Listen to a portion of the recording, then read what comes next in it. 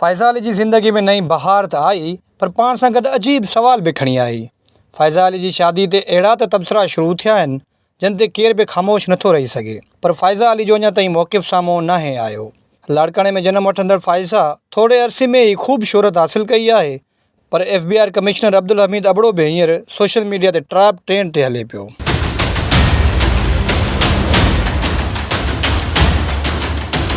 अब्दुल हमीद अबड़ो शादी जी तस्दीक त कई आहे, फ़ाइज़ा जा वारिस बि निकाह जी तस्दीक पिया कनि, पर ख़बर नाहे त फ़ाइज़ा छो ख़ामोश आहे।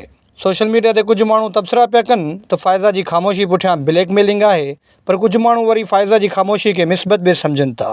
सिंधी, उर्दू ऐं सराइकी ॿोलियुनि में कलाम ॻाए ख़ूब नालो कमाईंदड़ फ़ाइज़ा जी ज़िंदगी जी फ़िज़ा फ़िलहाल रुख़ मटाए चुकी आहे। संदसि मदाह जहिड़ी रीत रिएक्ट पिया कनि, उन मां लॻे थो त फ़ाइज़ा जल्द साम्हूं ईंदी।